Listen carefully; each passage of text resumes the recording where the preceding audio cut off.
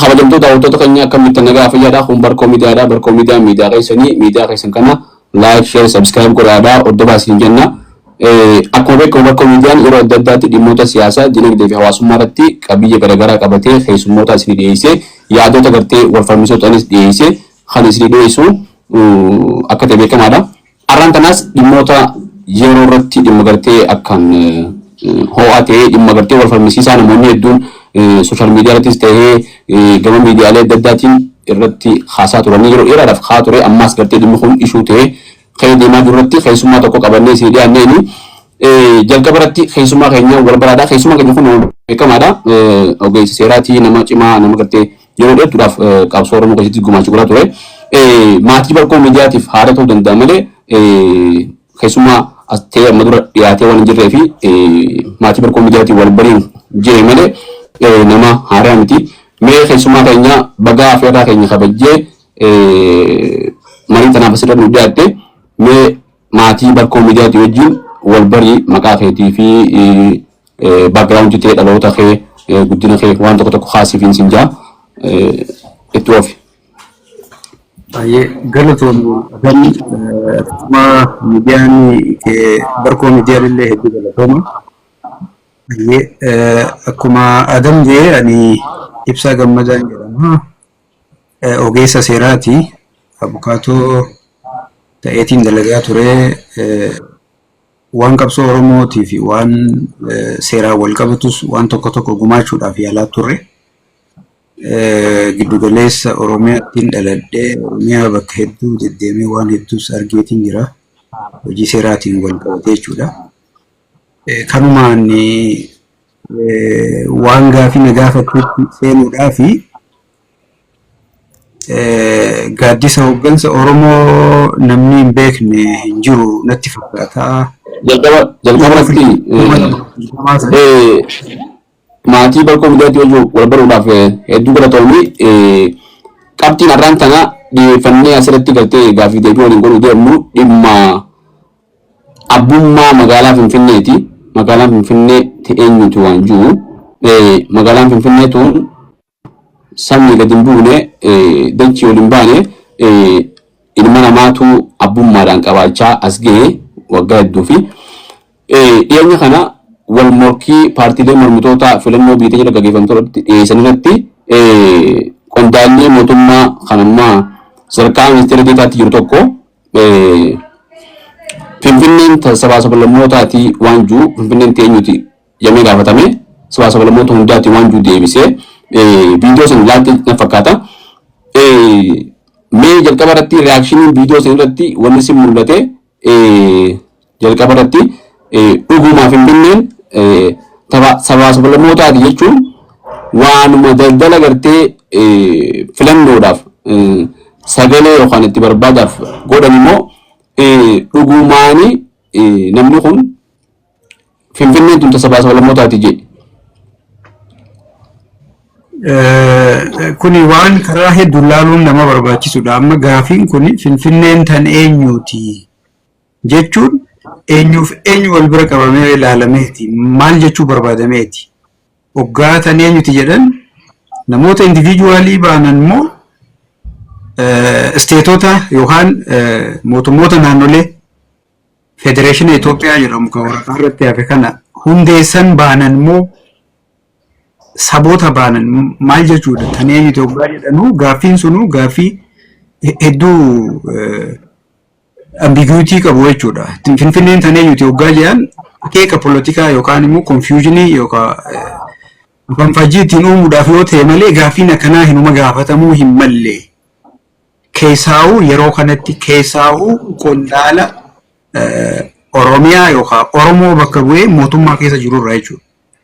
Maaliif kana jedha? Akkumaan siin jedhe waa'ee Finfinnee kanarratti falmiitu jira jedhama yeroo hedduu. Falmiin jiru kuni falmii poolitikaati malee falmii biraatii miti. Fakkeenyaaf falmiin heeraa hin jiru. Falmiin seeraa hin jiru. Finfinnee irraa namni dantaa biraatiin qabaa jedhee gadi dhiyaate tokkollee hin jiru. Finfinnee irratti akka heeraa fi seeraatitti kan mirga qabu mootummaa lama. Mootummaa federaalaatii fi mootummaa naannoo Oromiyaati. mootummaan federaalaa teessoo isaati. Mootummaan naannoo Oromiyaa magaalaa guddoo isaati. Ammas dantaa addaa irraa qabdaa jedhamee heeraan tumamee jira. Namni kana bifa seeraatiin sirna seeraa eegee falmiitti dhiyeessee hin jiru. Poolitikaadhaaf ishuu inpuutii poolitikaa godhachuudhaaf qofa darbanii yeroo eeggatanii kaasan. Silaa maal ta'uutu malee warra akka Dr. Biraanuu Leenjisoo faatii fi mootummaan naannoo Oromiyaa ta'ee warri federaala irras jiran waan heeraan tumame san hojiitti hiiku. Finfinneen magaalaa guddoo naannoo Oromiyaati jedha heerri Oromiyaa yookaan heera san haqu yookaan immoo hojiitti hiiku wanni Adaamaatti fiiganiif hin jiru. Kanaaf tan eenyuti hoggaa jedhan eessa dhaabbataniiti. Kaleessa eessa dhaabbatanii turan har'a eessa dhaabbataniiti. Waa'ee Finfinneen tan eenyuti kana ajandaa filannoo godhanii dhiyeessan akkamitti dhiyaata jechuun hangan an beekutti humnoonni siyaasaa Oromoodhaa jechuudha. Hundi isaanii anaatu pireezentii godhe waan kana barreeffama kana jechuudha. Hundi isaanii nan yaadadhaa amma fakkeenyaaf ODP bakka bu'ee ka dhiyaate gaafa waan san dhiyeessinu abiyya san leeyidaa jira amma hundi isaanii barbaade beektee hundi isaanii warra ODP warra paartii duraa jalqabarratti walitti tuquu barbaade haalli gaafii sanatti dhiyaatte sun waan gaafii ta'ee dhiyaachuu qabu miti jettee kontekstuwaalii akkaataa gaafii sanatti dhiyaatte yoo laalle gaafiin san Finfinneen ta'e eenyuti kajuu waa'ee caaseeffama mootummaatii fi waa'ee heera mootummaallee waan laalatu natti hin fakkaatu waan akka fayyatti jechuudha.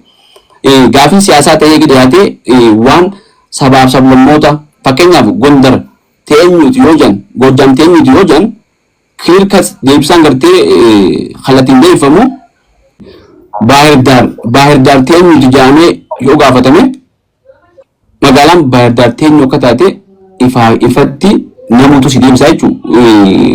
Gaafa adda addaa dhiyaatuuf hin jirtu jechuudha. Deemsaan adda addaa dhiyaachuu hin danda'u. Hawaasaan ta'e eenyuti jettees akkasumatti deemsaan si kennama. Fakkeenyaaf Adaamaan ta'e eenyuti yoo jette tasabaasabalummoota jedhamee si deebisu kan wanta fakkaatu. Kanaaf hubannoo saniin gaafiin kan dhiyaatu yoo ta'e lafti tun osoo heeratti hin seenin seenaadhaan har'a shanan Finfinneetiin uummanni itti seenu Finfinnee keessa uummanni jiraatu lafti ta'e eenyuti waan jiru gaafii sana fakkaata gaafii seenaa jechuudha. Gaafii heeraa osoo hin ta'inu gaafii kanaaf deebisaan akkamitti tasabaasabalummoo taate ta'uu danda'a bakka kanatti. Wanni suni imperial mentality irraa dhufa akkaataan akkasitti deebisan jechuudha. Federeeshina Itoophiyaa kana fudhachuu diduu irraa madda wanni akkasii. Fakkeenyaaf magaalaa guddoon Itoophiyaadhaa Finfinneedhaa Finfinneen ta Itoophiyaanota hundaatii wanni jedhamu suni ogguu sammuu imperial ta'een yaadde qofa hiikaa qabaata malee amma hiikaa hin qabu. Maaliifin kana jedha Finfinneen teessoo mootummaa federaalaati malee magaalaa guddoo Itoophiyaa miti. Mootummaa federaalaa jechuun heektara lakkoofsaan beekamu, baajanni isaa beekamaa, hangi namni achi keessa hojjetu ka beekamu isaaniif teessoo taatee tajaajilti jechuudha. Kanuma Itoophiyaanonni karaa mootummaa federaalaatiin Finfinnee jiran yoo ta'een ala Finfinneen Oromiyaa keessa jirti. Magaalaa guddoo Oromiyaa. Kanaafuu magaalaa guddoo Oromiyaa taanaan Finfinnee qaamni Oromiyaa irratti aangoo olaanaa qabu Oromoo hanga ta'etti magaalaan Finfinnee gama naannoo ilaaltees Oromooti jechuudha. Sirna qayyoo ilaallees Oromooti jechuudha. Wanta kun hafaaf waa'ee imperial mind jedhu sirna federaalawaa heera ammaa hojiirra jiru kanaan dhaabbate fudhachuu diduu irraa madda yookaan immoo wallaalummaas ta'uu danda'a meebi malee Finfinneen waan bareedaa Gamaanis akkasuma magaalaan hundinuu naannoon hundinuu sabaaf sablammoonni hundi mirga itti qaban wanni isaan daangeesse tokko hin jiru. Finfinnee wanni kophee baasanii sabaaf sablammoota jedhanii fi koodiidha garuu tan Oromoo miti jechuu barbaadaniiti. Fayyanaa dhugaa keeti gaafii akkaan murteessaadha. Magaalaan hundinuu sabaaf sablammoota jechuun even biyya takka keessa hin ta'in biyya biraatu deemee namni hundi jiraachuu walqixxummaadhaan jiraachuuf namni mirgatti qaba. Waan indigenous right waan jedhan kana yoo jiraate malee jechuudha. Kana diduun ammoo akka reefu jalqaba waan kaaftee jira. Imperial mind waan jettee jira. Dr. Brown Amadura waa'ee Imperial Mind diratti sirni dabran hundinuu Oromoo jaaree sirni Oromooti waan jiru ilaalcha qaban fakkaata. Fakkeenyaaf waa'ee Goobana Daacee Amadura kaasee haasa'u ture interview hedduu takka barreeffama dheeraa barreessu ture. Gamtuudhaan miti yeroo gartee inni jirutti aangoonu Yohaannis qaba malee Minilik aangoon qabanne Oromoo Arsiitii fi Oromoo Harargee duukaa sanyiira raawwachuu keessatti gocha kan isa raawwachuu keessatti qoodan qabu nama goota biyyaaf oolmaa ooliyyeeti amana keessaa ibsatti jechuudha. Kun sammuu gartee Imperial Mind sana fakkaate waan tana tuqee fi gama ijoo gaafii keenya dabarra barreeffama ammaan dura bara 2019 keessa maxxansitan tokko jira. Rabbi rahmataa godhuu fi Abdul Jabbar Hussein wajjin Ibrahim wajjin barreeffama barreessanii Badru Dibaba wajjin ammas gaasin hojiin teessanis waa'ee seeraati. Nama seera baratee barsiisee namoota gartee abukaattoodhaa ogummaan keessa seera. Heera mootummaa federaalaa irra dhaabbattanii heera mootummaa naannoo Oromiyaa irra dhaabbattanii heerota jiran hunda xiinxaltanii barreeffama maxxansanii jira. Barreeffamni kun qabxii yoo walitti cuunfee qabxii toora qabxii torbaat moo kana qaba. Barreeffama kana keessatti jalqaba irratti maqaan Finfinneetu akka itti yaamamuu qabu Addis Ababaa qofa jedhamee yaamamuu qabu. Finfinneen dabalamuu qaba yookaan ammoo Finfinnee deebi'uu qaba waan jiru kaaftanii habira ammoo kana bira dabartanii magaalaan Finfinnee teessoo mootummaa federaalaa haa taatu malee teessoo mootummaa naannoo Oromiyaatiisi. Kanaaf wanni eeriyaa kanarra barbaadame aangoo mootummaa federaalaa hangana jaamee jira qabaata. Mootummaa naannoo Oromiyaa murteessummaa isaa jira qabaata. Even hanga caffee Oromiyaa keessatti chaartarii bahundinuu seerri hundinuu gama Oromiyaatiin bahuu qabaa jettaniiti yaada dhiyeessitan. Mee barreeffama kana akkamitti barreessuu dandeessan? Barreeffamicha akka itti barreessinee paartileen yookaan humnoonni siyaasaa Oromoodhaa jijjiirama Oromoo Pirootestii booda dhufe san hordofee marii siyaasaa gochuu turan baatii 6 olii fi mata dureewwan adda addaa irratti marii siyaasaa gochuu irra turani. Achi keessaa tokko mata duree Finfinnee jedhu ture. Finfinnee irratti qorannoo akka gaggeessinutti himamee qorannoon sunis akka heera federaalawaa Itoophiyaattii fi heera Oromiyaatti yookaan seera Itoophiyaa waliigalaatitti Finfinneen bakki isiin qabdu bakka kami yookaan eessa jirti akkamitti hubatamuu qabdi kan jedhu qorachuutu nurra ture. Saniin waan maqaadhaan wal qabatu yeroodhaaf interchangeably yookaan immoo walitti maxxansanii fayyadamuun ni danda'ama hanga heerri fooyya'utti jechuudha. Yookaan waggaa heerri fooyyee Finfinneetti deebisuun barbaachisaa akka ta'e kaasne. Wanni sirriitti ilaalamuu qabuufan yeroo hedduu irra deddeebi'ee ibsu federaalizimiin Itoophiyaadha. Wanni lama qaba.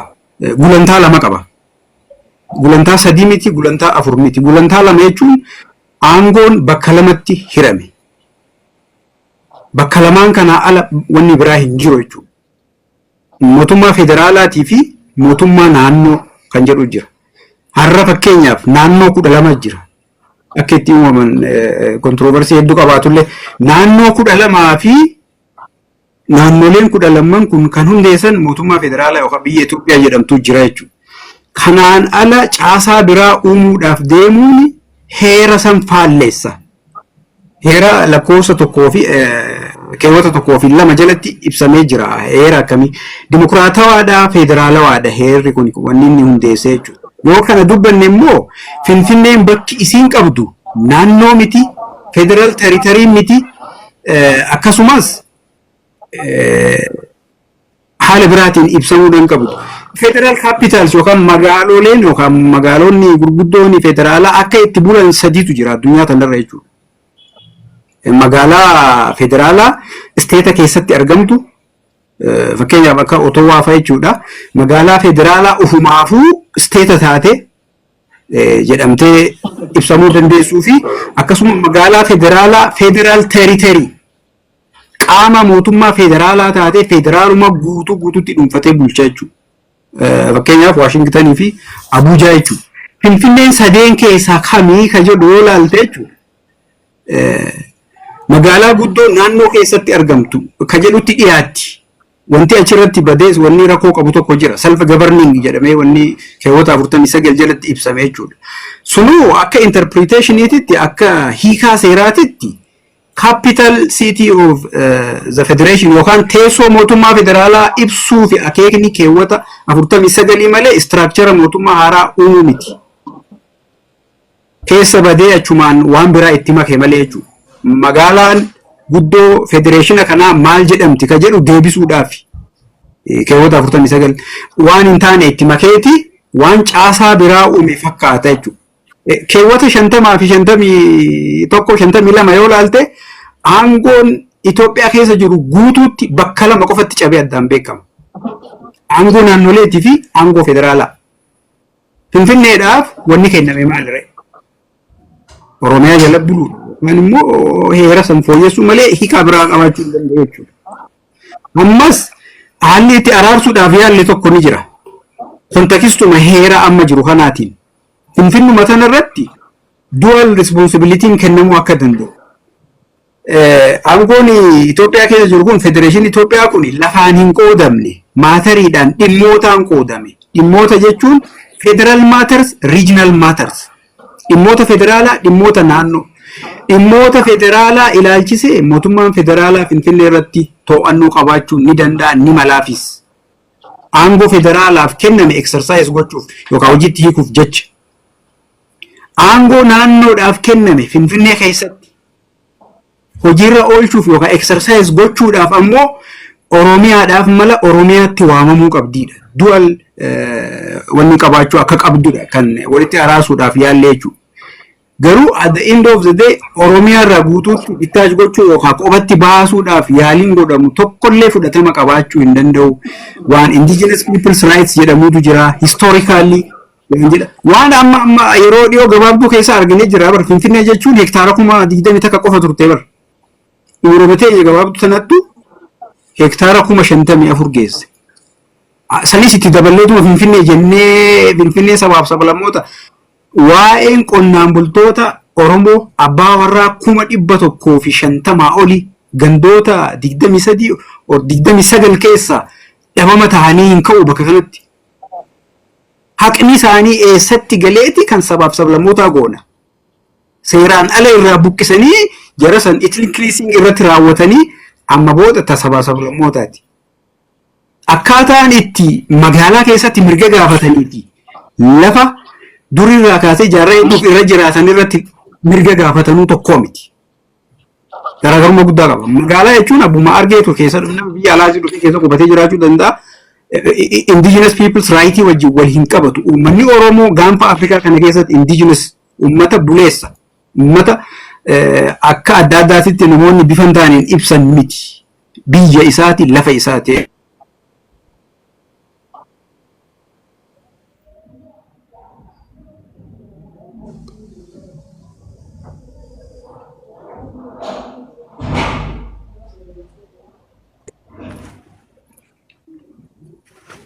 Sagaleen itu sagalee tokko ta'e ayyaana dhufee jira. Hedduu galatoomii waan bareedu nu haaftee hubannoo gartee gama seeraatiin jiru, gama heera mootummaatiin jiru, mootummaa federaalaa fi naannootiin jiru, heerri mootummaadha. Magaalaa Finfinnee magaalaa gudditti federaalaatti illee ni beeka. Teessoo mootummaa federaalaati. Teessoo mootummaa naannoo Oromiyaati. Akkuma tiyatte aangoon qoqqoodamiinsi aangoodha. Heera mootummaa biyya keenya jalatti bakka lamatti adda qoodamee sammalee sammaas kan karanti baa'u akka jenni jira. Bakka gartee federaalaa fi naannoonis waliin aangoo qabanii jira. Magaalaa Finfinnee irratti Oromiyaan magaalaa gudditti naannoo tiyyaatii yoggaa jettu seera cirra baasuu achi keessatti waa tokko godhuudhaaf hoggaa magaalaa federaalaa taatee aangoon qabaatiin faayidaan heerri mootummaa magaalaa guddoo mootummaa naannoo Oromiyaati jeef ni jira jettee ni adda. Gama heera mootummaatti yoo deemite heerri mootummaa federaalaa faayidaa addaa naannoon Oromiyaa Finfinnee irraa qabdu jee particular shall be determined by law jee waan kaa'ee jira heera mootummaa keessa. Yoo Finfinneen tasabaa sablammoota hundaa taate heerri mootummaa naannolee hundaa yookaan ammoo heerri mootummaa federaalaa kun maaliif naannoon hundi faayidaa adda addaa qabdi. Wanni sun waan gaariidha. Ija gaariidhaan laalte ammas ka'umsa qaba. Ka'umsi maali? Bara ce'umsaa keessa Finfinnee mootummaa naannoo of danda'e turte. Sadarkaa sanirraa gadi buusuun maaliif barbaachise? Wanni barbaachiseef gaaffii Oromoo deebisuudhaaf. Garuu bakka itti jajallate qaba. Haa ta'u immoo gaaffii sun tuqamee jira. Dantaa addaa Oromiyaadhaaf maaliif barbaachise? Barbaachisummaan maali? Wanni suni Oromiyaa wajjin hariiroo addaati qabdi Finfinneen. Akkuma duraan jedhe guutumaa guutuutti Finfinnee sana tootalii mootummaa naannoo Oromiyaa jala galchuu hin barbaanne jarri. Heera sana oguu wanta godhan jechuudha. Gaaffii Oromootis waan deebisan fakkaataniiti ammoo waan biraa itti makan waan hin taane jechuudha. Waan self governing jedhu san jechuudha. Sanumaa immoo walitti araarsuun ni danda'ama. Yoo uummataaf yaadamee ta'e jechuudha. Yoo ajandaa poolitikaatiif jedhamee yeroo tokko hoo'isanii yeroo kaan qabbaneessu yookaan immoo afanfajjii ittiin uumuudhaaf ta'e malee walitti araarsuun ni danda'ama. Self governing jechuun magaalonni Oromoosti baay'een isaanii akkasumadha. Self governing staatasii qaban. Akka municipalitiitti ofiin of bulchuu ni dandeessi. Fakkeenyaaf akka nuti ilaalletti afaan Amaaraa afaan hojii dabalataa godhachuudhaan adda ta'uu ni dandeessi magaalota Oromiyaatirra. Sababa uummanni baay'een keessa jiraatu. Uummanni baay'een sunis akkamitti dhufee kan jedhu immoo ilaaluun barbaachisaadha. Itoophiyaan impaayera turte. Impaayera jechuun seentarii Nikulasii tokko qaban. Nikulasiin suni Oromoo wadhakka handhuura Oromoo irra dhaabbate. Wanni hundi impaayeratti yaa'a impaayerarraa raabsama. Kanaaf namni hundi Finfinneetti dhufeeti Oromoo irraa buqqisee bakka Finfinnee jedhu kana magaalaa gochuu danda'an. Magaalaa miti Gaarisan Siitii qubsuma waraanaa turte jalqaba irraa kaasee jechuudha. So yakkaan dhaabbattee hanga har'aa sa'a kanaattu yakkaan itti fuftee jirti. Kun sirriitti ilaalamuu qaba. Yoo yakka kana wanni gochuun barbaachisaa ta'e haala amma ibsine kana walitti araarsuu ni danda'ama. Waa'ee naannoo ilaalchisee waan Finfinnee keessatti ta'u aangoo Oromiyaatiif kennu. Waan federaala laallatu federaali duraanuu itti jira. Kan Oromiyaa hedduusaa aangoo federaalaatu federaalaa jalatti qabamee achi keessa jira. Kanaaf Finfinnee naannoo irraa gadi buusanii istaatasii naannoo dhabsiisanii self governing federal seat ammoo kan Oromiyaan dantaa addaa irraa qabu jedhanii ibsuun hiikaansaa maali? Anaaf akka poolitikaatti walitti qabdee yoo ilaalte jechuudha gaaffii Oromoo deebisuudhaaf yaalii godhamedha. Kunis qabsoodhaan malee akkanumatti miti. Fakkeenyaaf Finfinneen mootummaa of danda'ee turte naannoo 14 ture. Kilila 14 inni jambar lafumaa kaaniiti miti kilila 14 turte. Kilila 13 Hararii ture. Ifin dantaan addaa kun Hararii isin ilaalata ture gaafa san amma keessaa hambisan. Wanni kun sirriitti hoggaa ilaaltee jechuudha. Gaaffii Oromoo deebisuudhaaf jedhameeti waan bacancarsu tokko immoo jala kaa'ame. Kanaaf Finfinneen lafa Oromoo irratti ijaaramte gosoota Oromoo bara akka jechuun gosaan badantu jira bara. Gosti Eekkaa jedhamu badee jira. Gosti Gullallee badee jira Finfinnee keessa jechuudha. Wanni kun internationally akka itti deebii argatu qaba ture silaa mootummaan waan kana gochuu barbaade fedhii qabaate. Akka itti waan kana restitute gochuun danda'amu yookaan immoo beenyaan itti kafalamee haalli itti barbaadamee qacceen isaanii itti deebi'anii dhaabbatan jiraachuu ni danda'a ture. Waan Finfinneedhaan wal qabatu kana sabaaf sablammoo taate ogguu jedhan hangaafii tokkootu natti dhufa. Adaamaan utan eenyuti? Oromoo tanaa Gondar teenyu Gojjam teenyu warri kaan asin dhufina hin seenina jedhamee jira. Akka maal jedhamaa jira? Federeeshinii kana apartheidiidha warra jechaa tureetu waan kana jedha. Gaaffii kana akka qaba waan tokko kareefu qabtee jira. Hubannoodhaaf akka ta'utti aangoo mootummaa federaalaatiif naannoo tana namni adda baasee beeknis adda baasee beekuu qaba. Faayidaan addaa Oromiyaadhaaf kan namte administreetii maatar jedhanii hiikoo adda addaatti kan nama waa'ee bulchiinsaa keessatti sagalee qabaachuu qabdi. Misooma irraa argachuu qabdi. Hiikoo adda addaatti kan nama ture. Yoo gartee magaalaa sabaa sablammoota hundaa taate maaliif Oromiyaa qofaaf faayidaan addaa tun kan namti gaafii gartee Dr. Biraanuun illee deebisuu qabu jechuudha. Yoo kun jiraachuu ija Dr. Biraanuutiin kun jiraachuun qabu jira mana fakkaata. Maaliif? Waan Oromoon keessaa buqqee maayinooritiitti jijjiiramee wal qabsiisanii haalli itti ibsan tokkos ni jira. Wanni sun sirrii miti. Magaalaa jechuun abbuma fedheetu biyya fedhe irraa dhufee keessa jiraata. Manas kireeffatee, manas ijaarratee, gamoos godhatee yoo barbaade heed ofiitti itti horachuu danda'a. Wanni isa daangessaa jirtu. Magaalaan akkasi. Garuu magaalaan sun hogguu ibsamu biyyi kun kan eenyuti hogguu jedhamee biyyi sun abbaa qaba. Sabaan ibsama yookaan immoo bulchiinsa caaseffama jiruun yookaan Oromiyaadhaan ibsama yookaan sabaan ibsama. Bar warra Ameerikaa kaabaa keessa Kanaadaa fi USA keessa jiran first nation jedhamanii beekaman. Warri badanii jechuudha. Badaniitu mirgi sun recognize godhamaafi. Almost hin jiranii bara amma badanii jiran xixiqqoo hanga xiqqootu hafee garuu mirgi sun kennameefi first nation jedhamee kan beekamu isaani. Oromoon Finfinnee irratti first nationidha. Ammoo Oromoon kan badee babbade miti. Oromoo miliyoona 40, 50, 60tu Finfinnee kana marsee eega. Fakkeenyaaf akka nama qulfii itti godhu tokkoositti ilaali. Finfinnee karra shanan kana eenyutu banee cufa. Kanaan wal qabatee ammoo Finfinneen tuni akka kara shananiinuu hin cufamne godhamuudhaaf Oromiyaa baha fi lixatti baasuudhaafis ammas tattaaffiin urbanization ni jira. Urbanization jechuun Itoophiyaa keessatti hiikaansa namoonni akka biraatti hubachuu danda'u hangan muuxannoo itti qabuu fi waan hunda dubbisee yookaan ijaanis kan argine jechuuf Finfinneen hangam akka babal'atte. Urbanization jechuun uummata buleessa irraa buqqiftee uummata bakka bakka irraa dhufe ka afaan Amaaraa dubbatu magaalaa afaan Amaaraa dubbatu ijaaruu jechuudha urbanization jechuun Itoophiyaa keessatti. Imaammata amma jiru hojimaata amma jiru jechuudha.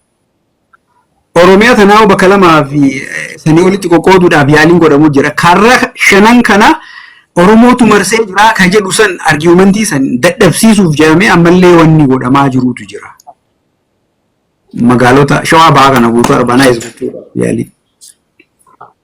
Dhugaafeeti barreeffama irratti haasa'u jirru kana hoggaa dhiyeessitan qorannoo hoggaa gootan qaamolee mootummaa warra paartii biyya bulchuu keessaa namoonni yaadara kana yookaan si wajjin turan eenyufaadha jechuun ilaalchi isaanii maal fakkaata yeroo sanitti? Yeroo sanitti yeroo waan kana dhiyeessinu warri turan Taayyee Danda'a ODP bakka bu'uudhaan ture 2019.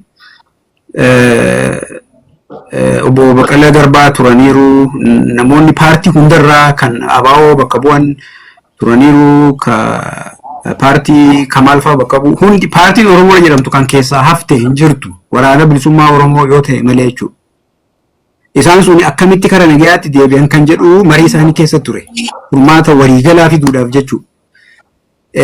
Hundi isaanii waan san accept godhan nuti silaayis wanni dhiyeessine qorannoo heeraaf seerarratti dhiyaatedha.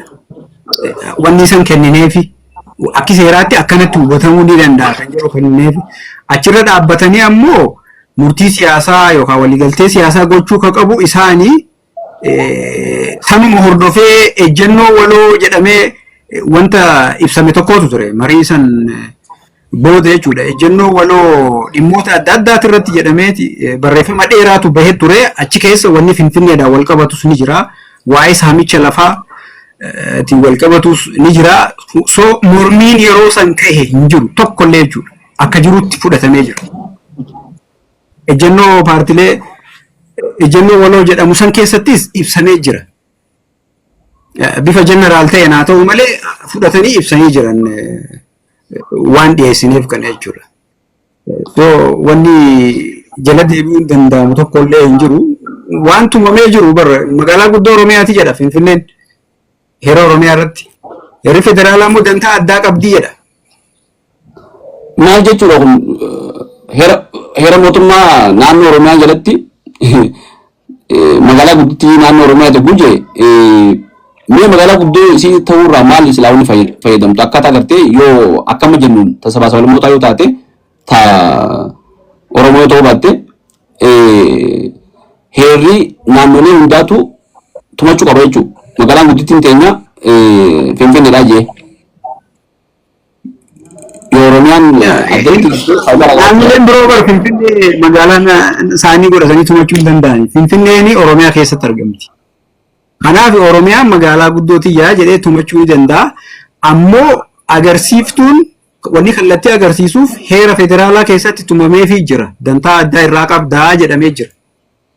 Bifa naannolee kaan hin laallanneen dantaa addaa qabda jedhamee jira. Kanaaf magaalaa guddootii yaa jedhee bara ce'umsaatirraa kaasee hanga har'aan tana magaalaan guddoo Oromiyaadhaa Finfinnuma heeraan seeraan jechuudha. Bara jidduutti Adaamaa godhanii jeequmsi uumamee achi booda immoo deebisan saniin alatti bara ce'umsaa bara Hasan Aliitirraa kaasee hanga har'aa magaalaan guddoo Oromiyaadhaa heeraan Finfinneedha. Qabatamaan immoo gochaan Adaamaadha. Ganamuu galgaluu Adaamaatti fiigan akka waan Adaamaan magaalota Oromiyaa kaan irraa waan addaa qabdu Oromiyaadhaaf. Ambomaan dhaqan. Just de facto capital city keenya kanaa jechuudhaaf. Gara fiigan waan seeraan tumame hojiirra oolchuudha dadhaban yookaan fedhii hin qaban malee ambar waan hin jedhu kana heera Shimallis Abdiisaa fa'aa ittiin Oromiyaa bulchina jedhanirra magaalaan guddoo Oromiyaadhaa Finfinneedha jedha. Duuba caffee Oromiyaa maaliif Adaamaatti teessisa? Bakka tanaaf argaafiin ka'uu qabdu fakkeenyaaf ammaan tana magaalaan tun tasabaa sablammootaati jechuun kun wanti inni kannu namni kun nama gartee Oromiyaa bakka bu'ee federaala keessa jiru afaan mootummaati namni kun wanni akkas jiruuf heera mootummaarraa gartee nama shawwaduudhaaf yookaan nama gartee sossobuuf keenya malee teessoon keenya akkuma gaafa jiran Adaamaadha jechuu agarsiisuu taate malee qabatamaanis Adaamaa bakka isaan irratti gartee walgahii fi waan adda addaa godhanii even waltajjii paartii gartee taa badhaadhina Oromiyaa bilisiginna Oromiyaa illee guutaan Adaamaatti ta'a yeroo hedduu Finfinnee keessatti hin ta'an. Finfinnee keessa Oromoo wanni qabdu ammaa agarru jiddugala aadaa Oromoo jennee magaalaa walakkaa jiru kana yoo taate malee caffee Oromiyaan jirtu galma walgahiisii achitti gaggeeffattu jirtu qabatamaan ammas akkaataa heerri mootummaa jirutti eega magaalaa guddittii sii taate magaalaa guddittii sanirratti seerota adda addaa baaftee fakkeenyaaf galii akka naannoo biraatti akkuma gartee naannoo Amaaraa Baahirdaarraa magaalaa guddittii sirraa galii sassaabdutti galii federaalaa kan ta'in sassaabuu danda'u qabdi jechuudha Oromiyaan. Wanni kun hin jiru. Akkuma magaalaa biraarraa fakkeenyaaf magaalaa Maayarraas taatu magaalaa Adaamaarraas taatu magaalaa Fede Roobees taatu magaaluma adda addaarraa Amboorraas taatu akkuma gartee gibira guuratutti magaalaa Finfinneerraas galii argachuun mirga qaba jechuudha naannoo Oromiyaa eega magaalaa guddittii naannoo Oromiyaa taate. Kana hojiitti hiikuu dhabuun yookaan dadhabuun hanqina hubannooti moo fedhii dhabuudha moo sossobuudha waan kana. Mee maal si fakkaata akka kanatti? Fedhii dhabuudha natti fakkaata jechuun amma waan Oromoodhaan wal qabatee ka'aa ture san yeroodhaaf ittiin aangoo rabbahuudhaaf jedhameeti waan Oromoo kana dubbachaa turan malee waan itti amanan natti hin fakkaatu. Amma sana akka ilaalcha kiyyaatitti warri har'a mootummaa hoogganan yookaan immoo duraan OPDO jedhamanii beekaman kuni dantaa Oromoo kabachiisuudhaaf manaa hin baane jalqabumaa isaa jechuudha. Jechuun ijaarsa bar wanni kun waan waggoota 30 darban keessa ijaaramee har'a ga'e malee har'uma wanni gadi bu'ee hin jiru. Paartiin PP jedhamu kun amma kan dhalate yookaan waan har'a dhufee miti. Waan waggoota 30 darban keessa ijaaramee sammuu namaa qaaceffamee ittiin as gahantu jira. Waan ittiin dhufantu jira. Kan keessatti an takka dantaa Oromoo isaanii fuuldura bahee falmu yookaan immoo gaaffiin tuni Oromoodhaaf balti wanni kun haqa Oromooti jedhanii isaanii fuuldura bahee dubbatu takka argeen beeku. Wanni hundi dhiigaan ta'aa ture. Ajjeefamaa, hidhamaa, roorrifamaatii waan argatees akkasitti argachaa ture Oromoon jechuun malee isaan akka gurmaa'ina siyaasaa dantaa saba kanaa bakka buutti yookaan Oromiyaa bakka buutti of dhiyeessanii hin beekan maqaasaa himachuu yoo ta'e malee jechuudha. Fakkeenyaaf amma mootummaa Oromooti jedhanii olollee yeroo deemu faanii dhageenyaami.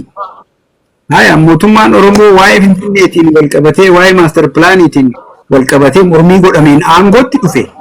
Gaafii Oromoo nan deebisa jedhee aangoo qabate. Finfinneen tan eenyuti ka jedhu even ajandaa godheetu maaliif gadi fida? Jalqabuma isaatu ajanduma godhee maaliif gadi fida? Waan duraan irratti mari'atanii walii galan san eessan dhaqan? Jechuun wanni tokko consistency qabaachuu qaba. Ejjennoon jaarmaya tokko yookaan nama tokko jechuudha. Dhaabbataa ta'uu qaba amanuudhaaf. Akka isa amanuu dandeessu jechuudha. Waan kaleessa jedhan kan har'a irra deebi'uu hin dandeenye yookaan immoo duraan Finfinneen tan Oromooti waan Oromiyaa wajji wal qabatu malee waan biraa hin dubbannu ka jedhan har'a immoo saboota hundaati hogguu jedhan waanuma duraan ture imperial mentality waan sammuu fiudalummaatiin yaadu Finfinneen tan saboota hundaati garuu immoo teessanii miti jechuudha. Hiikaansa isin keessa hin jirtanii bar jechuudha. Lakkoofsaan xiqqaadha jechuun akkas jechuudha. Lakkoofsi maatarii hin godhu magaalota irratti wanni hubachuu qabu tokko namni. Akkan duraanuu ibse uummanni Oromoo uummata indigenous ta'edha gaanfa Afrikaa kana keessa. Dhufee hin qubanne lafa namaatirra hin qubanne lafa isaatirra ture irraa buqqifameeti magaalaan irratti ijaaramte magaalaan sun eessatti akka ijaaramte yoomirraa kaase waan Hacaaluun deddeebisee jedhu tokko akka itti dhufte itti himnaa jedha. Finfinneen akkamitti akka kan Oromoo taate duraa duubaan itti himna bara 1886 hundeeffamte Addis Ababaa jedhamte Addis Ababaa wanni jedhamu hin jiru Finfinnee jedhama gosa gosaan bulchaa qaban daangaa qaban independent Oromo forces warra ta'etu ture ka goobanaa waraanee gabbarsiise jechuudha. Eeriyaa san keessatti ka goobanaan akka goota Oromootitti dhiyeessuuf yaalan sun gootummaa Oromootiif manaan baane goobanni illee jechuudha. Dantaa isaan walitti isaan fideetu jira. San keessatti waan uumameetu jira, rakkoo uumameetu jira. Rakkoo goobanni qobatti fudhatu yookaan immoo Minilik qobatti wanni akkasii hin jirtu. Sirna uumameetu jira. Sirni suni sirna fiudaalaa ka sirna Oromoo barbadeesse. Irratti deebi'a. Barbadeesse. Sirna Oromoon duratti lafaa qabu. Humnoonni Oromoo bilisa ta'an ka Finfinnee bulchaa turan. Lafa jiru san barbadeessee sirna haarayaatu irratti ijaarame. Sirna mootii sirna fiudaalaa ta'e jechuudha. Kanaaf magaalaa haaraya osoo hin tahin lafa abbaa qabdu ka bulchiinsa qabdu irratti dhufanii Addis Ababaa jedhanii hundeessan. Kana akka Hacaaluun jedhanitti duraa duubaan itti himuun kan Oromoo akka taate agarsiisuun barbaachisa. Waa'ee abbaa warraa 150 maatii 4-5 qabaachuu danda'a hangam akka ta'e ilaalachi booda. Waa'een isaanii hoggayyuu ka'uu qaba. Dhabama gooteeti nama afaan Amaaraa dubbatu biyya irraa fiddee achi booda sabaaf sablammuu taati. Wanni akkasii hin jiru. Namni hundi wal qixa. Haqni eegamuu qaba jechuudha. Gama hundaafu. Kanaaf sabaaf sablammoota hoggaa jedhan addatti waa'ee Oromooti wal qabatee gaaffii hin kaasi. Qaba eenyummaa itti qaba. Wanniidhaan wal qabatuutu jira. Hafuuraan wal qabatu qaba. Indigenity irratti qaba jechuudha. Mirgi namni tokko Finfinnee magaalaa keessatti gaafatuu fi biyya abbaa isaa jaarraa hedduudhaaf maatiin isaa kaakayyuu isaa irra jiraatan irratti gaafatu tokko miti. Bara warri Finfinnee kun biyya himatu bara waggaa jechuun keessumaan jiraachaa ture ni beekna. Biyya himatu biyya akkam biyya abbaa isaanii biyya maalee jedhaniit ni himatan biyya qaban. Dhufanii immoo ni jiraatan homaa rakkoon qabu Adaamaas numa jiranii bara Finfinnee qofaa miti. Kanaafi waa'ee namni biraa baay'atee achi keessa qubachuu fi Oromoon achi keessa xiqqaachuutiin wal qabatee warri mootummaa ibsanii fi achi immoo naannolee magaalaa san keessatti naannoo taana jedhee uummanni gaafate jedhu gaafiin akkasii hin jiru. Gaafiin akkasii sabootaan gaafatama. Sidaamaa, Walaayittaa warra gaafate maa didan? Naannoo kibbaa keessa bara saba 11tu gaafatee didaniiti. Kallattiidhaan itti moggaasanii maal adjektiivii yookaan ibsa maqaa Itoophiyaa jedhus itti maxxansan akka waan Itoophiyaan yoo irraa hafte ni diigamti yoo inni rifatti fakkaatu tokkotti kibba lixa Itoophiyaa kibba Itoophiyaa giddugaleessa Itoophiyaa jedhan. Warra gaafate didanii akkas godhan. Finfinnee kan hin gaafanne kan gaafachuus hin dandeenye mirga lammiin tokko qabu mirga demokiraasii qaba abbaa filateen buluudhaa mirga qaba. Self governing jechuun sani. akka Oromooti sabni Oromoo Oromiyaa keessatti Finfinnee dabalatee mirga hiree isaa ifiif murteeffachuudhaa qaba. Kuni waan UN Charter keessa jiru, ICCPR keessa jiru, African Human People's Charter keessa jiru. Mirga hiree isaa murteeffachuu qaba. Magaalaa keessaa fuuteetuma akkuma dheengadduma dhuftee irra qubattee uummanni Finfinneedhaa dantaan isaa akka kabajamu. Uummata naannessaa isaa jiru wajjin waliigalteedhaan yookaan harmoniidhaan yoo jiraate qofa. Haacaaluun jedhe timaatimii maarreen eessaan seena eessaa dhufaafi?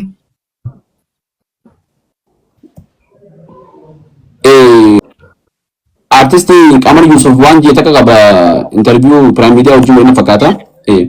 Uummata lafa tanarra jiru buqqaasanii namuma gartee akka kiyyaaf keetitti maatii qabu, ilmaan qabu, haadha warraa qabu, buqqaasanii ucciisanii namni kun akka gartee abbummaa illee ni lenne amma hundi keenya jechuun maal jechuudha? Uummata sana ammallee qabamsiisuudhaaf yaadu jiran akkana jechuun namni seenaa ta'e istirikaalii gartee indigenous ta'uu kan mormu jiru har'a jiraachuu irratti mormu jira jechuudha. Haacaaluu waan dubbate amma haftee jirta. Finfinneentu reefuu gu'aas solu seenaadhaan waliin jeef har'a shanan seenaa tanan seenaa hudhiis seenaa har'a shanan seenanii tanan ta'eenyu akka taate namni seenuu fi kan seenilleen Oromoo akka taatee fi qaama Oromiyaa akka taate beekuu qaba jechuudha. Garuu sabaaf sablammoota biraa yookaan immoo warra gartee Finfinneen tun yoolaachimaatu warra gammachiisuudhaaf jecha tasabaa sablammoota hundaati jechuun bu'aa filannoo kanaaf gartee filannoo sagalee yoo gartee Finfinnee keessatti Oromoon hin jirtu jedhanii sodaatanii sodaachuu malan. Finfinnee keessatti Oromoon hin jirtu jedhanii waan sodaatanii jecha sagalee harkannaa jechuudhaaf yoo fayyadaman taate malee waan gartee faayidaa Oromoo bu'aa Oromoo ibsuun jechuudha kun. Kanarratti waan gabaabaan siif jedha ajandaa Finfinnee kanarratti dhuguma isaa himuudhaaf jechuudha. Oromoon garaagarummaa hin qabu. Waan dura ibsisanis waan irratti mari'atamee ejennoo waloo jedhanii baasan san yoo politikaa ololaatiif yookaan immoo filannoo sobaa kanaaf inputii godhachuu barbaadan Oromoo jidduutti godhachuu hin malle jechuudha jirri kun yoo dhuguma Oromoo ta'anii yaadan ta'e jechuudha. Oromoo jidduutti ajandaa gochuu hin malle. Paartilee Oromoo warra Oromoo bakka bu'ee afaan Oromoo dubbatu jidduutti ajandaa godhanii dhiyaatan. Warri amma dhiyaate kun hundi isaanii arma dura waliigalee Finfinnee irratti ejjennoo tokko qabatee beeke. Jaalatee jibbee Dr. Biraanuu Leenjisoo qaama paartii badhaadhinaati. Paartiin badhaadhina ODP irraa walitti makamanii dhufe ejjennoo kana calaqqisaa turan. Taayyeen har'a mana hidhaa jira. Waan sirriidha waan haqaati seeras ni beekaa Taayyeen. Waan dhiyeessineef sana fudhatanii jiran jechuudha. Har'a immoo poolitikaadhaaf jedhanii hin filamnu laatamaadha. Maaf waan kana Oromoo jidduutti afaan Oromootiin gochuu isaan barbaachise duuba jechuun ajandummaa godhanii gadi fidan. Kana akkasittiin gaafadhaa jechuudha. Gaaffii sirriidha. Waan ta'e lama ta'uu hin qabne fakkeenyaaf mana kiyya kanaati naafatu osoo jaasoo jirru namni ati keessa jirtu kun keenyuti jennee yoo naati wal falmine ati mana kiyya jettee mana keetii misiin jee waan hin falme qofaaf mana kee ta'uu hin dhabu mana keetii. Gaaffiin tunis gaafuma deebisa akkasii qabdu na fakkaatti warra gaafatuu jechuudha. Keenyuti jee warra gaafatu Finfinneen tun keenyu akka taateef hin beektu isin yoo gaafatan Finfinneen tun deebisaan qabdu.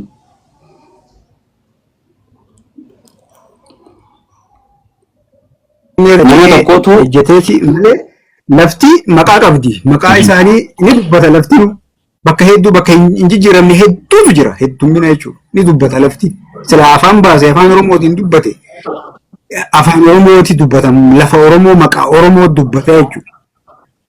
Finfinnuma dabalatee Finfinnee bakki isaan jedhanii bakka tokko naannoo filoo haasan Finfinnee jedhanii durii kaasee warri baankii fa'aa waan adda addaa Finfinnee addaraas jedhanii moggaasan sun jiraami. Sun eessaa dhufe? Lafti afaan Oromoo dubbata. Ammas sila mootummaa haqa uummataa yookaan dantaa uummataa bakka buutee warra Finfinnee irraa bade gosoota bade san qaccee isaanii barbaadee kaasuu qaba. Lafa bakka jireenyaa kennuufii qaba. Beenyaa maluufis kennuu qaba. Kana seera addunyaatiitu kaa'aa jechuudha.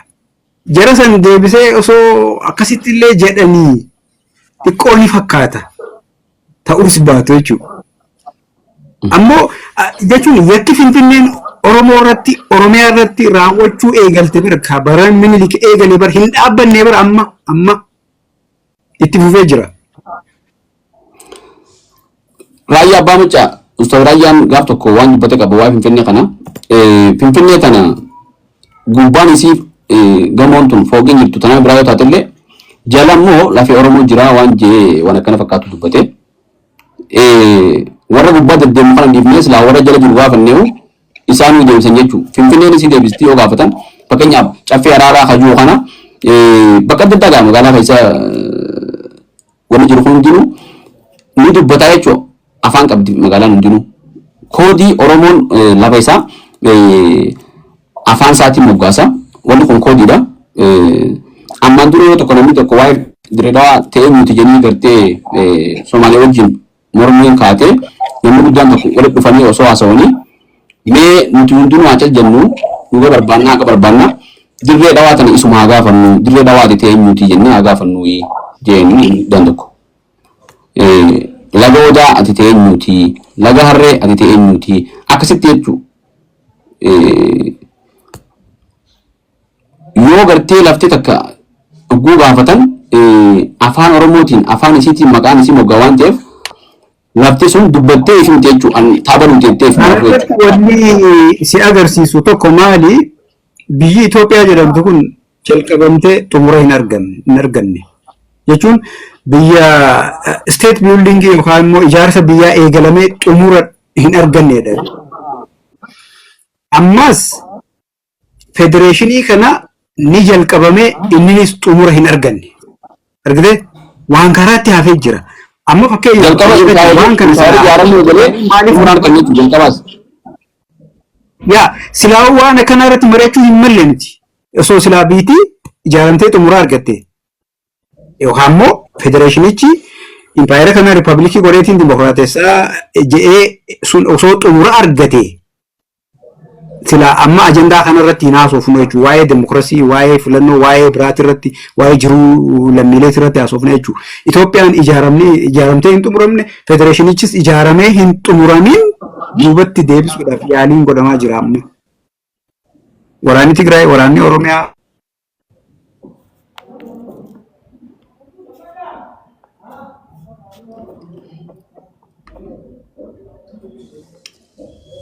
gaafatan. Kallattiidhaan aaqxaachaadhaan deebisuu fi waan gabatee naannolee maqaa naannolee gabatee konkolaataa irratti barreeffamuu jijjiiruu maqaa sabaatiin ispoortii akka hin moggaasne jechuun maal kuni waan duubatti deebisuudhaaf yaalamaa jiruu fi ammas sanada paartii bilchiginnaa irratti kan ittiin leenjiin Adaamaatti kennamaa ture tokko keessatti Hamni tokko guddaa yoo ta'e naannoo tokko keessatti ukkaamamuu hin qabu qoqqoodamuu qabaa jedha. Ji'oogiraafii tokko keessa ta'uu hin qabu 4-5 ta'uu qabaa jedha. Eenyu baanaan Oromoodha bara maqaa qofa hin dhoofne malee Oromoon naannoo tokko ta'e itti fufuu hin qabu jechaa jiran gabaabumatti. Sabni guddaan naannoo tokko keessa jiru baay'ee Oromoodha. Dhuguma isaa ibsuudhaan jechuudha. Beekni sabarratti hundaa'e hin barbaachisu oguu jedhan.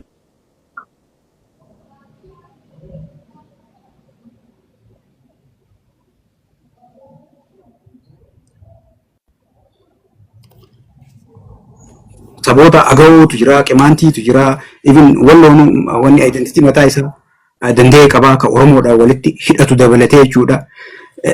Oromiyaa qofaatu saba tokkorraa ijaaramee guddatee isaan rakkise handhuura Itoophiyaa keessatti. Kanaaf waggaa waa'ee Finfinneetis koo, waa'een Dirree Dhawaa obbuu koo, waa'een Hararii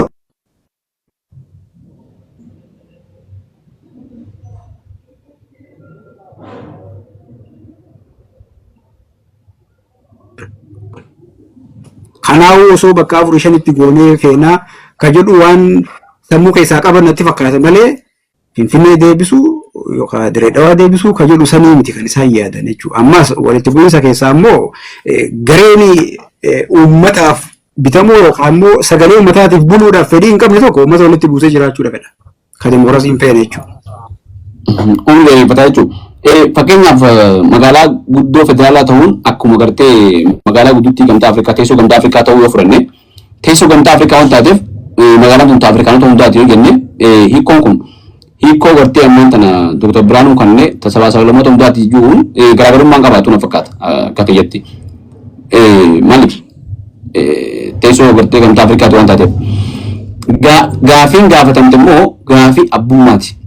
Malee gaafii gartee mirga keessa jiraachuu mirgatti fayyadamu mirga gartee magaalaan tun walqixxummaa keessa jiraachuutii fi tajaajila argachuutii miti jechuudha akka jiraata tokkotti. Kanaaf nama gowwoomsuuf yookaan immoo akkuma reefu jennetti bu'aa filannoo ittiin argachuudhaaf yoo haguunan taate malee kun waan gartee gaafii san deebisuudhaaf dhugaan godhamee miti jechuudha. Ammas waan tokko jira akkaataa sektoran biyyuma tanaa gartee maali sektoran maali clusteran qooduu tokkotu waan gartee propose ta'e jiru fakkaata. Kanaaf jechuun tasabuu hundaati guujanii waa'ee akkuma reefota kaarte ethnic based federalism tan agartee balleessanii naannoon tun sabaan osoo hin ta'in ji'oogiraafiidhaan akka taatu waan barbaadan fakkaata jechuudha hoggaa sirraa ilaalu. Suni fedhii sabaa osoo hin ta'in fedhii aangawoota siyaasaa yookaan fedhii murna siyaasaa jechuun federaalizimii maaliif nu barbaachisa? Wanni jedhu amma laal federaalizimii jechuun akkaataa itti daneessummaa ittiin hooggantu yookaan immoo diversity management tool jechuudha. Diversity maaliif jira? Fedhii akkamiitii jira Itoophiyaa keessa? Oromoon maal gaafata? Sidaamaan maal gaafata? Afariin maal gaafata? Ogadeen maal gaafata?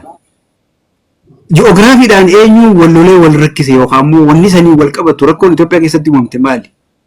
Rakkoo furuudhaaf federalizimii filattaa bara. Federalizimii akkamii ka jedhu san immoo rakkoo akkamii qabnaa jedhurra dhaabbatteeti. Federalizimii bara waan faashinaa miti bara federalizimiin. Inumaa yuunitariitu irra gaarii bara tokkummaadhaaf. Federalizimii wanni filattuu fi adda faca'uurra biyya adda addaa ta'uu keenyarraa yookaan immoo lola dhuma hin qabne keessa seenuurraa waan waloo wal nu taasisu tokko godhannee bakka jirutti immoo ifiif of bulchuu mirga walii eegnee waliin haa jiraannurraa ka'ameeti bara. Ji'oogiraafii wanni godhaniif gaafii eenyu deebisuudhaaf fakkeenyaaf gaafii nan gaafadhu. Naannoo kibba lixa Itoophiyaa ogguu jedhan gaafii eenyu deebisuudhaaf hundeessan. Uummanni akkasitti gaafate jira.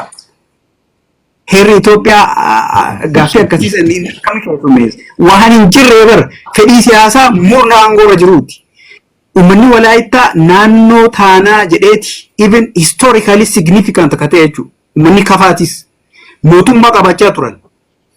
Even hanga bara Aduwaattuu isaan Itoophiyaatti hin makamne bara lola Aduwaa booda ka Itoophiyaatti makamanii mootummaa mataa isaanii qabaachaa ka turan dhorkatamanii kibba lixa Itoophiyaa jedhee eenyu gurmaa'ee identitii akkasiitiin rakkoon eenyurra geesseeti rakkoo kam furuudhaaf jedhameeti naannoo kibba Itoophiyaa jedhanii moggaasan. Ka Walaayittaa didanii ajjeesaa hidhaa dararaa.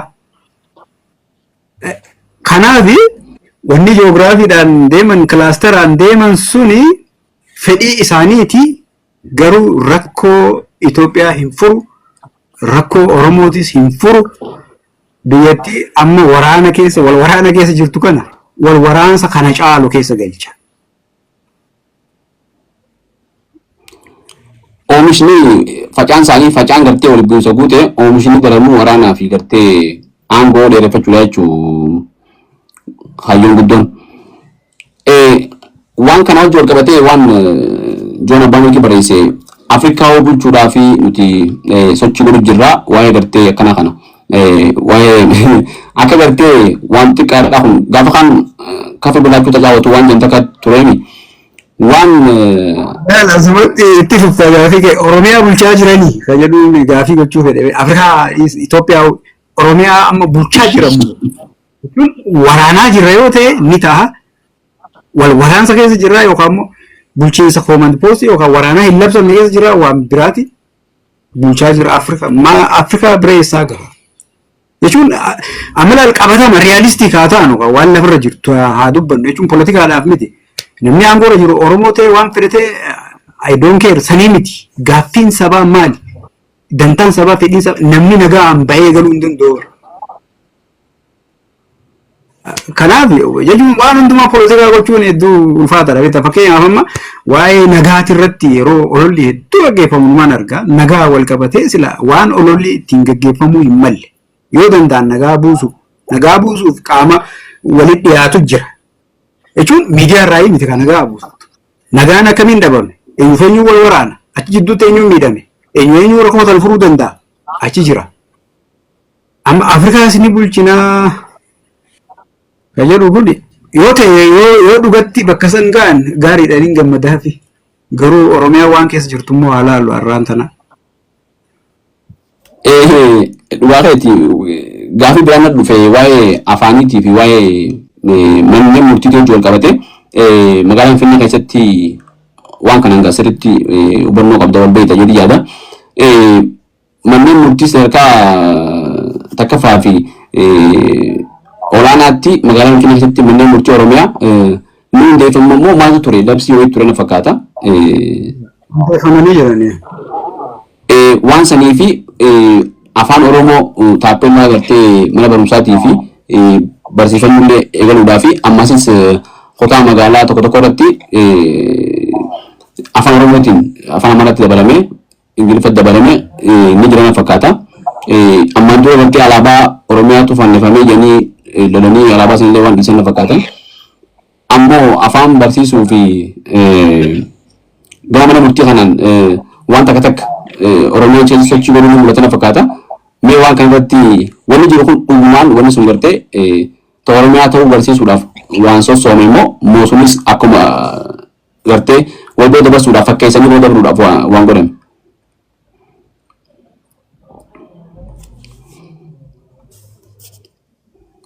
Afaan Oromoo Finfinnee keessatti banamuun baay'ee mirga addaatii miti. Kun waan sadarkaa UN irratti walii galamee jechuudha. Afaan dhalootaatiin barachuun inni afaan Oromoo iyyuu miti. Afaan Finfinnee keessa jiru hundaanuu namni barachuudha danda'uu qaba. Sun mirga addaatii miti. Mirga lammiin kamuu qabu. San akka mirga addaa waan gaafii Oromoo deebisnee tokkotti addatti Oromiyaa qofaaf waan ta'e tokko fakkeessanii dhiyeessuun ni jira. Qabsoodhaan argamuunsaa waan tokko ta'ee mirga addaa Oromoon argate godhanii saboota biraa biratti dhiyeessuun garuu hammeenyaa fi malee jaalalaa fi miti. Gama biraatiin waan mana murtii Oromiyaa Finfinnee keessatti hundeeffame sun waan Oromiyaa ilaalatu qofa irratti kan aangoo isaan qaban. Biirooleen Oromiyaa Finfinnee keessa ni jiran mooraa isaanii keessatti waan ta'ee fi waan hojjettoota mootummaa naannoo Oromiyaa biiroo hojii keessatti waan isaan mudatuu fi waan sanii wal qabatu dhimmoota faayinaansiidhaan wal qabatu haala bulchiinsaa wal qabatee gaaffiiwwan accountability yookaan immoo itti gaafatamummaadhaan wal qabatu aangawoota mootummaa naannoo Oromiyaa sadarkaan jiranii ka godinaa ka naannoo jiranii san entertain gochuudhaaf malee Finfinnee keessatti aangoo abbaa jiru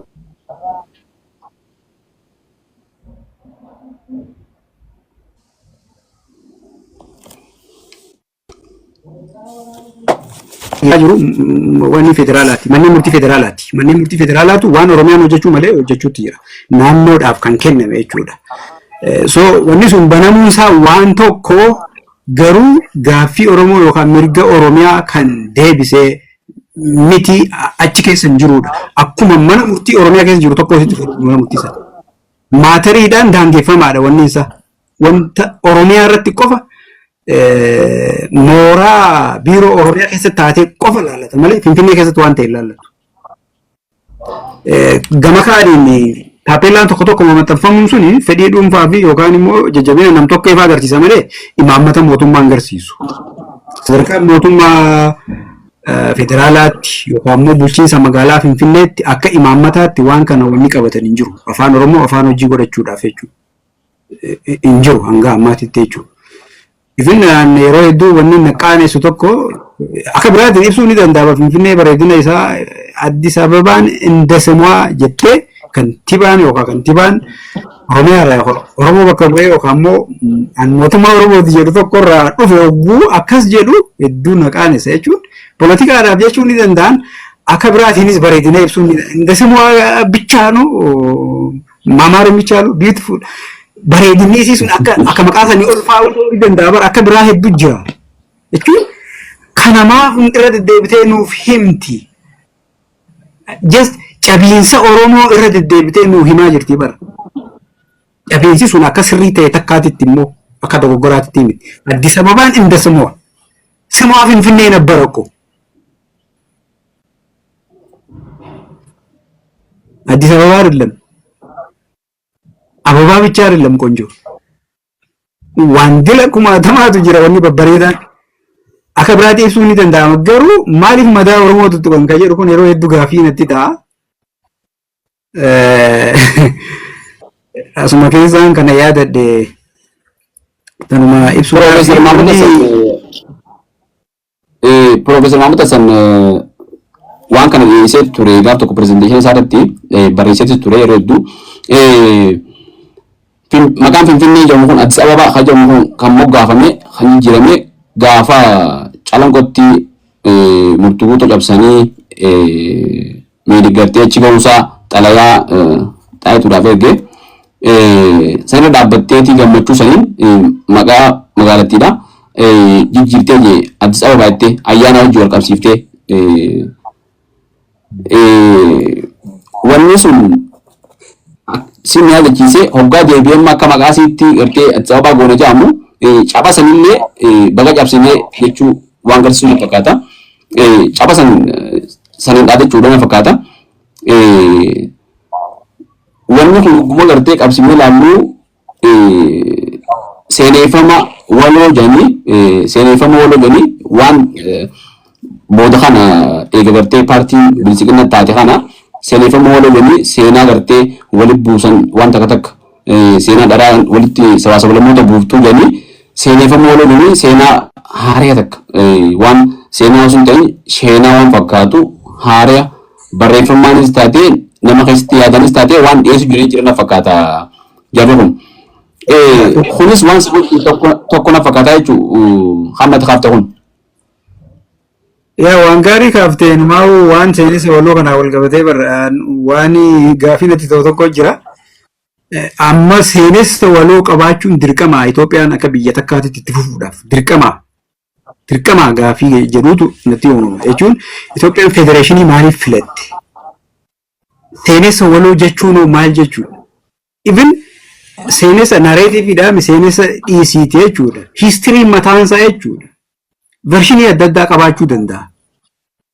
Dirqamaa miti jechuun vershinii kana qofaatu sirriidha. Kun sirrii miti kan jedhu deconstruct gochuudhaan Itoophiyaa ijaaru. Seenessa Oromoon ittiin beekamu caccabsiteeti seenessa waloo Itoophiyaa caccabiinsa san gubbaatti ijaartaa jechuudha. Wanni argaa jiru waan santuu natti mul'ata. Seenessa waloon jalqabumaa barbaachisummaa isaa iddoo wanti miti. Waan seenessa waloodhaan wal qabatu wanni Itoophiyaan ittiin boontu maali? Wanni Itoophiyaan walitti qabdu waan kooman ta'e kan nama hunda laallata yookaan saba hunda laallata jedhamu wanni tokkichi maali? Jechuun waan kana jettee ibsitu hedduu hin jiraatu inni ijaaramne seenessi silaa wanni ta'uu qabu constitutional patriotismiidhaan ijaaruu dandeessa fuulduraaf. Hegeree waloo godhachuun ni danda'ama. Seenessa waloo jettu duubattis fuuldurattis deema. Ka duubaa keessaa kan ittiin dhaadatan Itoophiyaan tuni ka seenessa waloo jettee ittiin dhaadattu kamime? Maybe Adwaa kaasuu danda'an Adwaan akka ibsamu mataa isaa ka addaa qabaachuu ni danda'a. Adwaan diina waloo diina adii Awurooppaa irraa dhufe waliin ta'anii falmachuu ni danda'an. Hanga Adwaa bira hin geenyeettu biyyoonni lafti hedduun Itoophiyaa jala hin turre. Akkiitti Itoophiyaan uumamte sun yakka guddaa qaba. Itoophiyaan uumamtee hin xumuramne. Duuba akka eegaletti xumuraan hin ta'u amma. Itoophiyaa akka eegaletti xumuruun hin ta'u biyyi sun hin xumuramne mana ijaarsa manaa beektee jalqabamee osoo hin xumuramin dulloomee jechuudha bara. Yoo hegeree waloo taate malee seenessa wanni jedhu sun rakkoo guddaa qaba. Akkaataan itti goobanaa dhiyeessanii fi nareeshinii Oromoon ittiin beekamu fakkeenyaaf biyya Taaddasaa Birruu dhalatee gootummaa ajaa'ibummaa Oromoo inni itiche san namni akkasii biyya keessaa ba'e keessa waa'ee goobanaa maaf dura aanfattaati? Maal feeta? Jechuun waa'ee gootummaa oguu qaaftu jeneraal Taaddasaa Birruu dhiiftee waa'ee goobanaa maaf si dura dhufaa? Sun seenessi waloo akkasitti ijaaramu seenessa waloo Oromoo wanni suni rakkoo tana daran hammeessa rakkoo amma biyyattiin keessa jirtu tana jechuudha daran hammeessa malee waan fooyyessuun qabu. Akkeetti aangootti dhufan immoo waan guddoo irraa dubbachuu nama barbaada. Gaafatami maaliif Oromiyaan bakka lamatti hin baatu Finfinnee nutan Oromooti Finfinneen dacha sadiin guddachuu hin qabdu ogguu je handhuura bakki sun bakka Oromoo walitti hidhu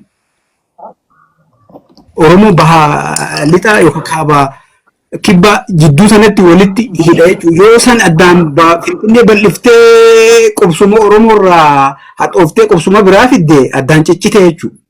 Bilisa nu baaftanii isiniif jira jedhaniiti aangootti dhufan. Namni akkasiin dhufe maal hojjechuu malee waan amma Dr. Biraanuun fa'aa kilaasteraa qoqqooduudha. Bilisummaan san ta'u malti wanni gaafa maaster pilaanii mormames waanuma kana wal fakkaatu waa'ee lafa Oromoo tana Finfinneen ballechuudha Oromiyaa liqimsuudha Oromoon buqqa'uudha deemee immoo qabatamaa wal erga jirus wooma sanii hojii oolu jira Oromiyaan gartee tana hundaatii jaanii saba Oromoo hundaa jechuun tun nama garii gartee hedduu gaariin taajee gaariin taajee wooma isaa kana gartee dabalchee nama kanneen namni boru gartee waan biraa isa gaafataa jechuudha. Biyya keenya keessatti wanni kanaa tun fakkeenyaaf qabeenyi mataa tokko haqa kee argachuudhaafu haqa nama biraa gaafatte malee haqa kee hin argattu yeroo hedduu dhiyeessite jechuudha. Haala san keessatti teetuu teenyu jettee namni hundaa jettee kannu Gondar Tamara jecha Gojjam Tamara jecha Bahardar Tamara jecha Maqaleen Tigree jecha magaalota jiran hunda akkasitti kanna deebitee Finfinneen immoo tasabaa Oromoo hundaatti gullattu Oromoon lafaas hin qabdu qabeenyummaatti deebitee Finfinneen kana qabeenya gootallee qabeenyummaan illee kasitti jechuudha. Waan gaafa property law baramu tokko tingis without master jennee baramu tokko qabeenya abbaan qabne waan akkasii godhan jechuudha Finfinnee kana hundaa hundi taateef. Finfinnee kana akkaataan itti ibsan namoonni gariin dogoggoranii hubachuu danda'anii waan tokkoon jechuu barbaada. Finfinneen teessoo mootummaa Itoophiyaati. Teessoo mootummaa Itoophiyaati jechuun mootummaa Itoophiyaa jechuun kan sadarkaa Itoophiyaatti jiru mootummaa federaalaati. Mootummaan federaalaa teessoo isaa Finfinnee irraa qaba. Kanaan alatti Itoophiyaanota guutuu laallatti Finfinneen addatti magaalota biraatirraa wanni jedhu imperial mentality. Sammuu sirna feudaalaa yookaan immoo sirna imperialismii ka saboota walitti cafaqanii walitti baqsanii sabqeenta yookaan immoo identity eenyummaa tokko ijaaruu saniiti. Malee Finfinneen qofti kanama hundaa ta'uu hin dandeessu. Magaalaan hundi naannoleen Oromiyaa dabalatee naannoon hundi kan saboota hundaa ta'uu ni dandeessi walumaan keessa jiraatanis. Ammoo caaseffamni structurein mootummaa ogguu ijaaramu neeshinii isa guddaa irratti ijaarama. Fakkeenyaaf Itoophiyaan neeshinii takka irratti ijaaramuu hin dandeessu abadan inuman ta'uu hin danda'u. Nation state ta'uu hin dandeessu Itoophiyaan. Naannoon Oromiyaa garuu nation state, nation regional state ta'uu ni danda'a. Oromoodha sabni. Saba guddaa irratti ijaarama naannoo. Maqaan isa achirraa moggaafama. Parsantii 11 Oromoo sanii ol even dhugas himuu hanga parsantii 50 osoo ta'e Oromoon jechuudha. Oromoo irratti ijaarama structure mootummaadha. Oromiyaa jedhame jechuudha. Biyyoota biraa laala akka hedduutti jira. Akka biyyaattis akka naannoottis jechuudha. Kanaaf tanama hundaatii ogguu jennu Oromoon keessaa bahee keessa hin jiru jechuu miti. Oromiyaan akka sabaatti tan Oromooti. Akka citizeniitti akka lammiitti ammoo tanama hundaati. Nama hundaa keessa jiraachuu danda'a. Har'a qofaa miti gaafa Oromiyaan qofatti baate yookaan konfedereeshinii taatee inumatti wanni akkasii hin dhaabbatu jechuudha. Saba hundaa keessa jiraachuu danda'a. Naannoo biraatis akkasi. Finfinnee addatti baasanii saba hundaatii jechuun sun koodiidha. Koodii ittiin waa himanii wanni siin jeef maali? Tan Oromoo mitii jechuu barbaadan itti keessatti ergaan dabarsuu barbaadan. Tasawwa hundaati maal ta'anii jechuun Oromoo mitii keessaa baasuudha laa. Jechuun alineetsi gochuu exclude gochuu jalqabuma gaafa dhaabbatturraa jalqabee bara exclude gochuun Oromoon excludeedha Finfinnee keessa ijaarsa Finfinnee keessa jalqabaa kaasee hanga har'aatitti jechuudha. Akka keessummaatitti ilaalama Finfinnuma keessatti argamuu isaatiif jechuudha. Kun immoo isaa dhufe akka jechuutitti namni afaan Oromoo dubbatee bara namni garagalee nama laaluun hiikaa qaba. Kun immoo isaa dhufee akka jechuuti. Maal asii godha? Unwanted presence. Kanaafi Finfinnee keessaa waa dhabuun, gamoo dhabuun yookaan lafa dhabuun yookaan qabeenya dhabuun yakka nurratti dalagamerraa malee fedhiidhaan keessaa baanee hin dhabne. Dhabiinsi keenya sun justificationii ta'uu hin danda'u. Finfinnee keessa hin jirru irratti abbummaa hin qabnuudhaaf justificationii godhanii yookaan sababa godhanii dhiyeessuu hin danda'amu. Sun yakka wanjala yookaan qoratamee kan fuulduratti beenyaan itti godhamu yookaan immoo itti kaafamuutu jira sirna qaba akka addunyaatti yoo mootummaan san dhaga'u jiraate jechuudha. Kanaaf Finfinnee keessaa waa dhabuun yookaan lakkoofsi Oromoo parsantii 19 yookaan 20 ta'uutti san akka kan Oromoo hin taaneef justificationii godhanii dhiyeessuu hin danda'amu. Hedduu gaariidha. Waan bareedaa qabdee fakkeenyaaf namni tokko akka qajeeltoo seeraatti tooni tokko jira. Namni tokko yakka isaarraa fayyadamuu qabu waan jiru tokko jira. Fakkeenyaaf qubattoonni dhufanii Finfinnee qubatan kuni abbootii qe'ee buqqaasanii namoota gartee naannoo san abbummaan qabatan buqqaasanii qabeenya irratti horatanii ifiirra jiraatan. Deebi'anii amma mirga abbummaa gartee lafasanii seenaa isaallee haaluu barbaadan. Kun jechuun jarri kun yakka hojjetan namarratti buqqaasanii inni tokko gartee namni tokko deebi'anii yakka sanirraa fayyadamuu jiranii jechuudha. Ammallee ta'uu Oromootii miti jedhanii teenyu jedhanii guufaman jechuudha. Kun akkam ilaalamame ni gabaabsinee. Dheeressinee jiranii gabaabsinaa yakka sanirraa fayyadamuu qofaa miti bara dinagdeedhaan, aadaadhaan, afaaniin, eenyummaadhaan irraa si balleessanii si buqqisanii jechuudha. Dhabama godhanii jechuun nam tokko individuaalii miti bara gosaan irraa si dhabamsiisanii achi immoo waan harka galfatan san waan seeraan ala yookaan yakkaan harka galfatan sana akka justificationii itti fayyadamanii ati as keessa hin jirtu bara asirratti mirga gaafachuu hin dandeessu jedhanii wanni dhiyeessan suni fudhatama hin qabu jechuun waanuma seeraan jiru bara kun waan seeraa addunyaatiinis jiru uummanni indigenous peoples ta'e mirga addaati qaba lafarratti. Mirgi addaa suni ooniidhaan wal qabata lafaan wal qabata. Kanaaf jalqaba waggaa jalqabnu wanni jedhee mirgi namni tokko jiraataa magaalaa ta'ee gaafatuu fi namni tokko lafa handhuura isaa abbootii isaa durii kaasee jaarraa hedduudhaaf irra jiraate irratti gaafatu tokko miti. Fakkeenyaaf kanuma duraanii saniin gabaabsee irra jedha. Boolee babal'istee buufata xiyyaaraa guddaa gochuu ni danda'ama. Waggaa babal'iftu nama buqqistaami. Nama buqqistu saniif gatii magaalaa kennitaaf xumurame attaachimentii addaan qabu. Afaaniin wal qabatee, eenyummaadhaan wal qabatee, aadaadhaan wal qabatee waan addaa lafa san wajjin hin qabu. Inumaa biyya keenya jedheet biyya abbaasaa kakayyuu isaa himatu qaba. Namni lafa handhuura isaatirraa buqqa'u garuu akkasii miti. Abu Seeraatti gaafa dhayxee magaalaa Airport City ijaartu maal godhaa jirte jechuudha.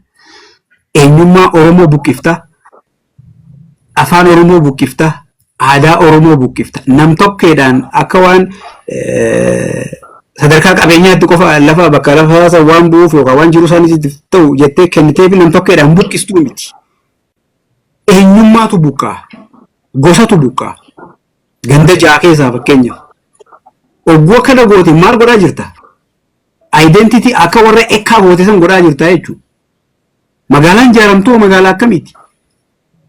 Magaalaa buufata xiyyaaraa ka abbummaan Ethiopian Airlines ta'e afaan hojii isaa afaan Amaaraa ta'e ka mootummaa federaalaa jalatti bulu mootummaan federaalaa afaan Amaaraa dubbatu magaalaa afaan Amaaraa dubbattu ijaartaa jechuudha. Dhagaan bu'uuraa Jaanuwarii yookaan amajjii 10,2026 Abuseeraa irratti buufame kana mirkaneessa. Abiy Ahmed Ali dhagaa bu'uuraa jedhee kaa'e afaan Amaaraatii fi afaan Ingiliziitiin Abuseeraa irratti yeroo jalqabaatiif afaan Amaaraa dubbate jechuudha. Lafti sun afaan Amaaraa dubbatte jechuudha jalqaba yeroo jalqabaatiif. Seencharii yookaan jaarraa hedduudhaaf lafa Oromoo, lafa eenyummaa Oromoo, aadaa Oromoo, afaan Oromoo dubbattu akkanatti jalqaba. Just settler colonialismidha kun wanna biraatii miti addatti ibsamuu hin danda'u. Yaa kanumaan jechuu barbaada mirgi Finfinnee irratti Oromoon gaafatuu fi jiraataan Finfinnee gaafatu tokkoo miti. Garaagarummaa guddaa qabu. Hedduu galatoomii ibsa gammadaa ogeessa seeraa nama yeroo dheeraadhaaf kan sochii adda addaa waa'is barreessuudhaan akkaan beekamtu turtii barkoo miidiyaa wajjin dhimma gartee abbummaa Finfinnee irratti taasiftee hedduu galatoomii fuuldura dhimma adda addaa dhimmoota gartee raabisa wal qabatanis dhimmoota siyaasaatis ta'ee fakkeenyaaf dhimma Direedawaa, dhimma naannoo Hararii, dhimma akka Walloo irrattis bifa bal'aa ta'een qabannee hawleen dhiyaannu ta'a. Har'aaf sagantaa keenya asumaan godhannaa gooloo gulduratti waan ittiin dabaletti yoo qabaatte dhaamsa kee dabarfadhu. Dhaamsiin an dabarsu waan gabaabaani waan amma ajandaa ta'aa jiru waan Finfinnee kanaan wal qabatee ishuun jiru wanni jiru filannoodha. Filannoon suni filannoo sirriidha jedhee amanuu hin danda'ani. Filannoo kijibaati. Filannoo kanaan dura fakkaataa ture irraa iyyuu diraamaan itti guddatudha. Wanni marii biyyoolessaa jedhamus waan kijibaati. Wantoota kanaan wal qabatee garuu bakka dantaan Oromoo itti miidhamuu danda'u kan jallifamuu qabu irratti ibsa kennuun yookaan immoo waa himuun barbaachisaa waan ta'eef irratti dubbachaa jirra malee galtee filannoo ta'uu hin danda'u, kamaree biyyoolessaattis ta'uu hin danda'u, qaamni bilisni filannoo gaggeessuus hin jiru, qaamni walabaa marii biyyoolessaa keessummeessuus hin jiru. So akkasitti nuuf hubatamuun gaariidha jeetii yaadaa. Adamillee barkoo miidiyaanis waan gaarii hojjetaa jirtanii jajjabaadhaa jechuun barbaada. Hedduu galatoomii filannoo tanaan hirannoon jaanii waggaa filannoo dabartisan illee hirannoo jeetumaan hirannoodha malee filannoo miti. Wooma walii hiruu gartee raabsii walii kan nudana fakkaatti malee waan filannoo jaanii miti. Waan filannoon taate keessaa filattu ammoo raabsiin taabbaan si kennu kun hirannoodha. Fakkeenyaaf Izeemaadhaaf akkamitti akka kennanii, Abiiniif akkamitti akka kennanii, Abaa'oodhaaf akkamitti akka kennanii gaafa gartee filannoo dabarteessa gartee raabsii walii kan nudana malee tun filannoo miti. Waan kanaas fuuldura gartee filannoo jechuun maal akka taate heerri mootummaa filannoo akkamitti beekaa biyya waan jirus qabannee yeroo biyyaadhaan waan dubbannu ta'a. Obboleessa kiyya kan akka fakkeenya godhadhu hedduu galatoomii na yaaduu isin jaa hedduu galatoomii maqaa maatii barkoo miidiyaatiin fi maqaa gartee uummata Oromootiinis hedduun si galateeffadha. Kabajamtoota daawwattoota keenya sagantaa keenya irraa asumaan goolabnaa. Video keenya kana ergoodhaa waliif qooduu wal biraan gahaadha. Chaanala keenya kana immoo subscribe godhaadha. Like, suuraa, commentis yaaduu kannaadha. Miidiyaan kun miidiyaa keessan guddisa isin jenna. Dhimma keessa irratti dubbanna. Har'aaf asirra goolabnaa hedduu galatoomii isin jaa nagatti. Fayyaa ta'e.